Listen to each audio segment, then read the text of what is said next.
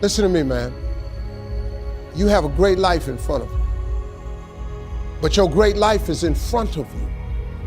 It's not behind you. What you did back there ain't got nothing to do with what God got for you. What you did back there was learn the lessons to get you to where you are at this particular moment right here. But what God got for you, do you know, man, that you can actually mess your life completely up? You can jack it all the way up and you can turn around and get it right. Whatever you focus on, that's what you're going to continue to multiply and expand in your life. But if you focus on what you don't have, if all you can do is point out the negative things in your life, whatever you focus on, you're going to expand that. Some people, all they can do is complain. We all have had experiences in our lives that if we permit these experiences to do so, we will allow them to weigh us down. If we permit them to do so, they will be luggage that we'll be dragging through life, holding us down, stifling our potential to give and to contribute in life. If we continue to carry all of these things, we can never be open to the love and the abundance and the opportunity that life has to offer us, because we are so full with what we've got. Do you realize that every day you thought you wasn't gonna make it? Do you remember them days where you thought it was absolutely unbearable and you thought you wasn't gonna endure that one? Do you know that your survival rate for every last one of them bad days is 100%? Your track record for surviving bad days is 100%. That's a fact. All you got to do is start changing the way you think. You can protect yourself from negativity. And that's what stops most people, negative thoughts. You can coat your mind from negativity. The way you can put a coating around your mind is with one simple thing: gratitude. Gratitude erases negativity. When you're showing a spirit of gratitude for what I got, not that you're satisfied with it, but you're grateful for what you got. Develop a spirit of gratitude. I'm thankful for life. I'm thankful to be an American. I'm thankful to be on this part of the planet. I'm thankful to see another day. No, things aren't what I want them to be. No, I don't have all the things I want to have, but I'm thankful that I'm still here. I have another opportunity, another day to live, another chance to contribute, another chance to make a difference in life. The moment you start feeling abundant and worthy, you are generating wealth. The moment you're empowered and feel it, you're beginning to step towards your success. The moment you start feeling whole, your healing begins. And when you love yourself and you love all of life, you'll create an equal. And now you're causing an effect. I feel very strongly that we can make an incredible difference in life. Phyllis Marx said, giving empowers you because taken to its ultimate, what you are really giving is love. Love is the motivating force behind the infinite supply of universal energy. Love truly makes the world go round. And as with anything circular, it's keep coming back. But I always believed that I could do whatever I set my mind to. That's the only credit I will give myself is when other people break and give up and stop, I just don't, right? And it comes down to the story you tell yourself about yourself. Now, if you don't know this quote, live by it. One can have no smaller or greater mastery than mastery over oneself. That's Da Vinci. Da Vinci did amazing things with his life. I wanted to do equally amazing things with mine.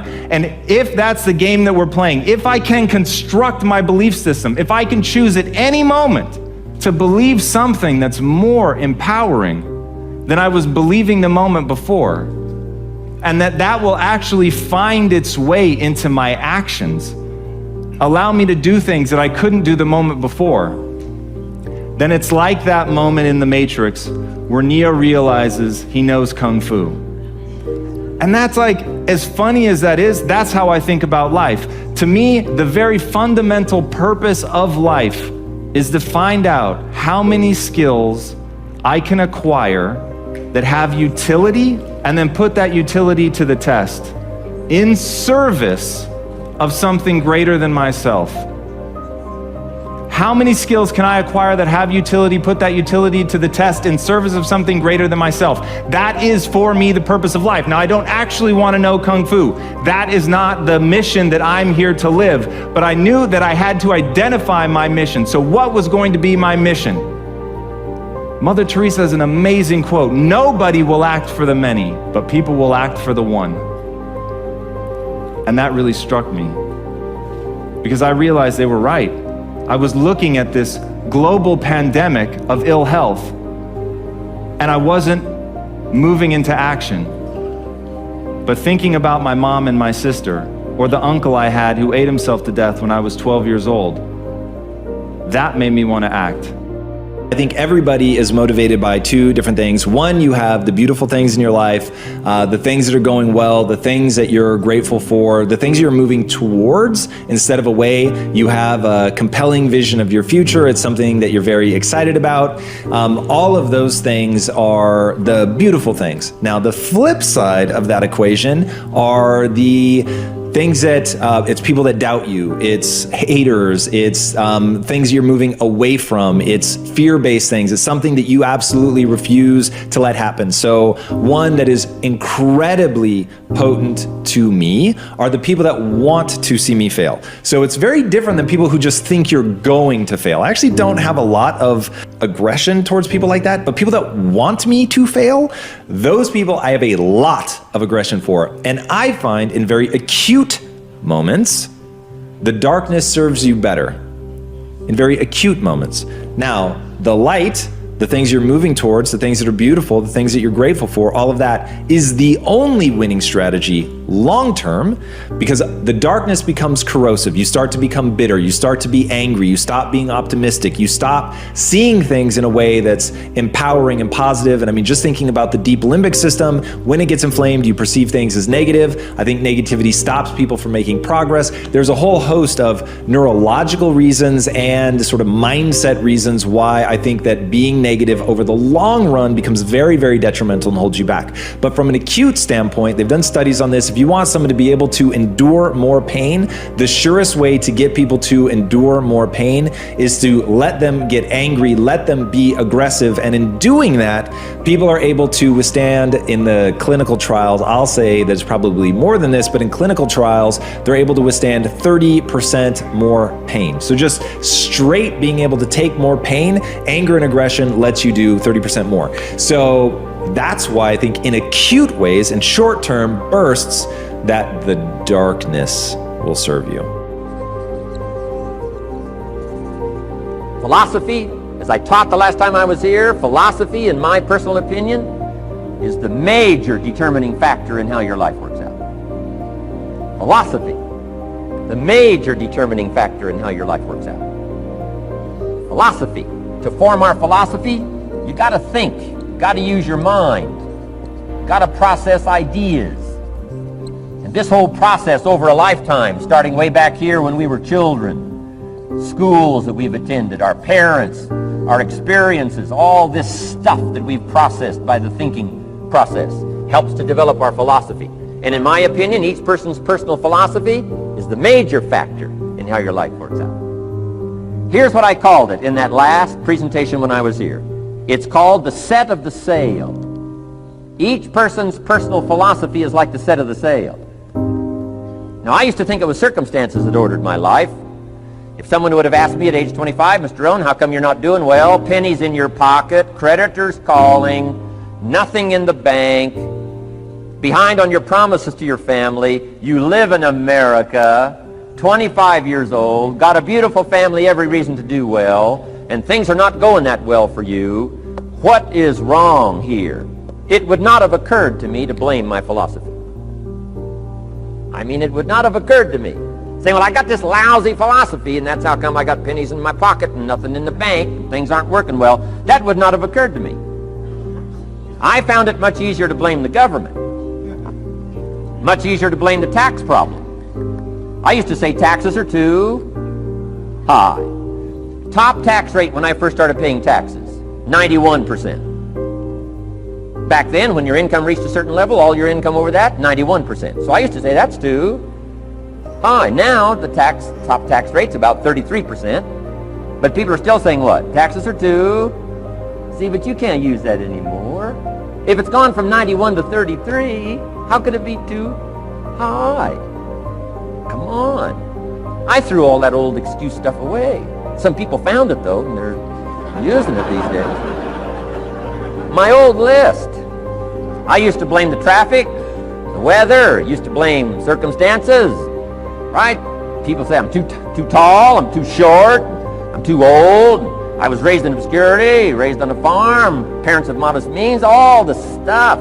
If you were to ask me, how come you find yourself here, Mr. Rohn, age 25, living in America, land of abundance and opportunity, pennies, zero in the bank, not doing well, creditors calling, it would not have occurred to me to blame my philosophy.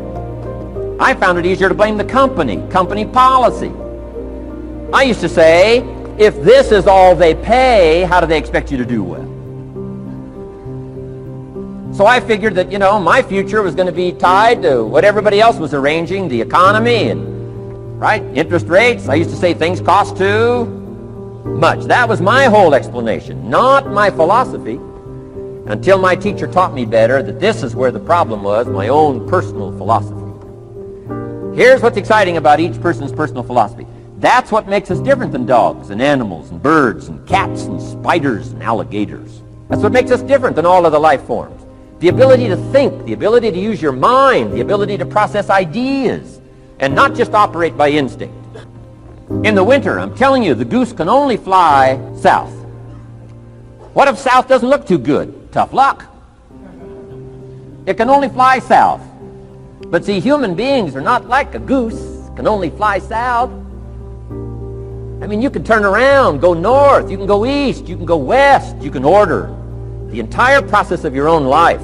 And we do that by the way we think. We do that by exercising our mind. We do that by processing ideas and come up with a better philosophy, a better strategy for our life, goals for the future, okay? Plans to achieve those goals. All this comes from developing our philosophy.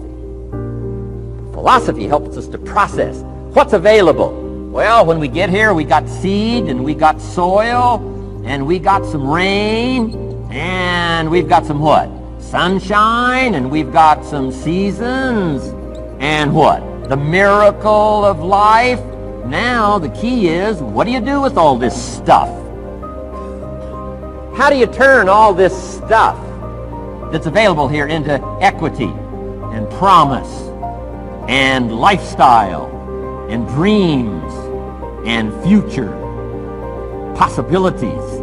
All of this that's possible now with human beings, how do you take all this stuff and turn it into this equities and values? Well, it starts with philosophy. What is the seed? What is the soil? What is the sunshine? What is the rain? Is it possible to take some of each of all the stuff that's available and turn it into food and turn it into value and turn it into nourishment, turn it into something spectacular and unique that no other life form can do? And the answer is yes. But you cannot deal with all this stuff and what to do with it unless you start refining your philosophy. Think, use your mind, come up with ideas, and strengthen your philosophy. So the seed and the soil and the rain and the sunshine, this is called, the economy and the banks and the money and the schools and everything that's available out there, processing information, what to do with all that, and turn it into equity and value. That is the major challenge of life, my personal opinion.